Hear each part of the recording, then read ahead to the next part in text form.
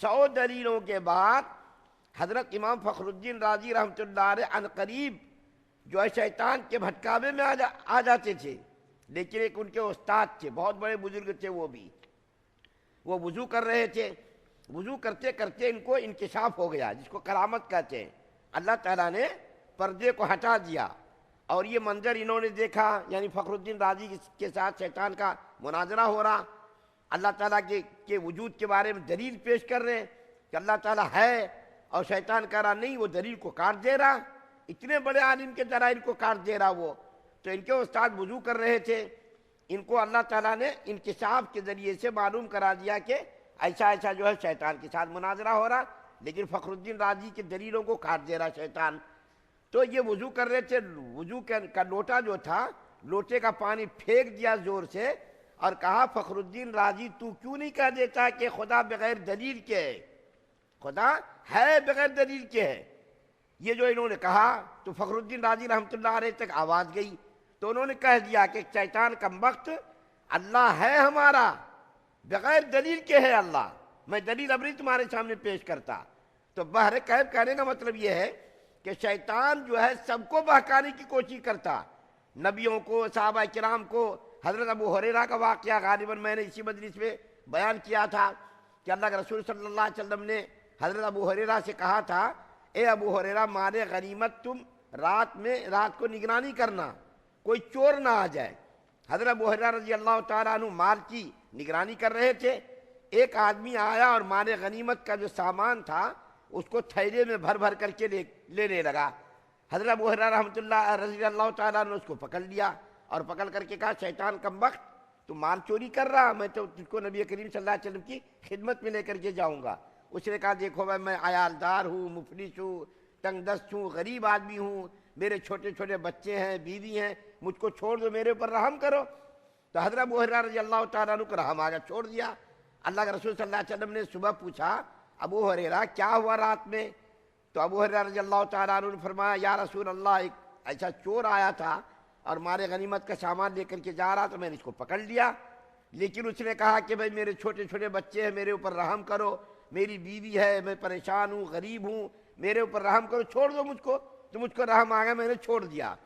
اللہ کے رسول صلی اللہ علیہ وسلم نے فرمایا وہ پھر آئے گا۔ تیسرے دن اللہ کے رسول صلی اللہ علیہ وسلم نے بھی فرمایا وہ پھر آئے گا۔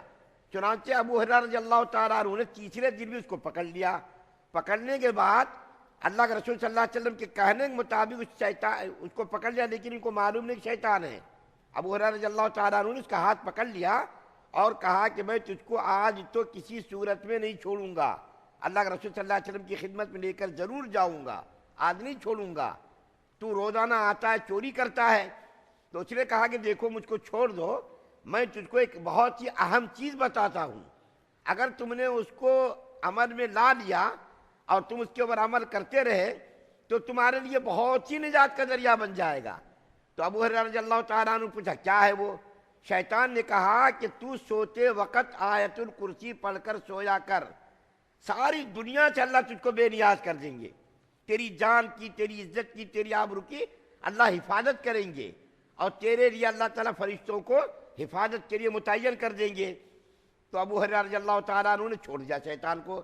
صبح جب آئے تو اللہ کے رسول صلی اللہ علیہ وسلم نے تیسرے دن پوچھا، پہلے دن بھی پوچھا، دوسرے دن بھی پوچھا، تیسرے دن بھی پوچھا، تو اس نے کہا یا رسول اللہ صلی اللہ علیہ وسلم نے میں نے اس کو چھوڑ دیا، لیکن اس نے مجھ کو ایک بات بتائی، اور ایک بات اس نے یہ بتائی کہ سوتے وقت تو آیت الکرسی پڑھ کر سویا کر، تجھ کو اللہ تعالیٰ ساری دنیا دیں گے، تیری جان کی، مال کی حفاظت کریں گے، فرشتے تجھ کو فرشتے تیری نگرانی کریں گے، کوئی نقصان نہیں پہنچنے دیں گے فرشتے۔ تو اللہ کے رسول صلی اللہ علیہ وسلم نے فرمایا ابو ہریرہ تھا تو وہ جھوٹا، شیطان تو جھوٹا ہی ہے، تھا تو وہ جھوٹا، لیکن اس نے جو تجھ کو بات بتائی وہ بات بالکل سچی بتائی۔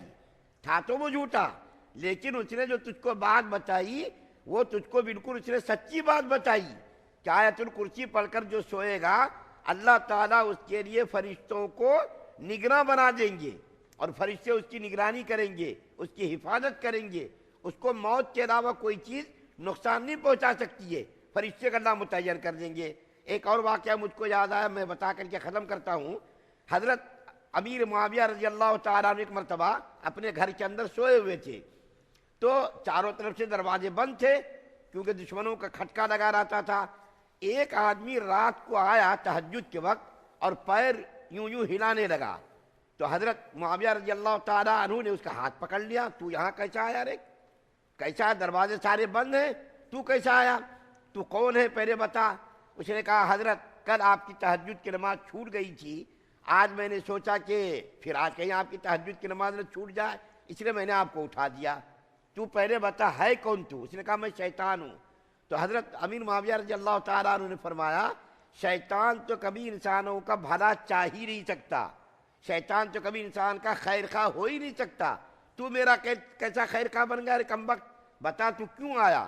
جب تک تو نہیں بتائے گا میں تیرا ہاتھ نہیں چھوڑوں گا۔ صحابی ہیں، اللہ کے رسول صلی اللہ علیہ وسلم کی صحبت ان کو ملی ہوئی ہے، طاقت اللہ نے اس کو دی کہ شیطان کا ہاتھ پکڑ لیا، جب تک تو سچی بات نہیں بتائے گا اس وقت میں تجھ کو نہیں چھوڑوں گا۔ تو اس نے کہا کہ حضرت بات ایسی ہوئی کہ کل آپ کی تہجد کی نماز چھوٹ گئی، تہجد کی نماز چھوٹنے سے آپ کو اتنا صدمہ ہوا کہ سارا دن آپ توبہ استغفار کرتے رہے، اللہ تعالیٰ سے معافی طلبی کرتے رہے، تو توبہ استغفار کرنے سے آپ کا درجہ اتنا بلند ہوا کہ تہجد کی نماز پڑھنے سے بھی اتنا درجہ بلند نہیں ہوتا تھا۔ تو میں نے سوچا کہ آپ کا درجہ بلند کیوں ہو، کم چھوٹے کام پر آپ کا کام چلا دیں ہم کہ تہجد کی نماز پڑھنے آپ توبہ استغفار نہ کریں اور آپ کا زیادہ درجہ بلند نہ ہو۔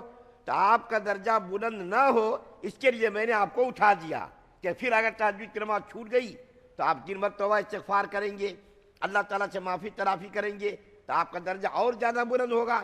تو آپ کا درجہ بلند نہ ہو اس درجے کی بلندی سے روکنے کے لیے میں نے یہ کام کیا کہ آپ کو میں نے تہجد کی نماز کے لیے اٹھا دیا۔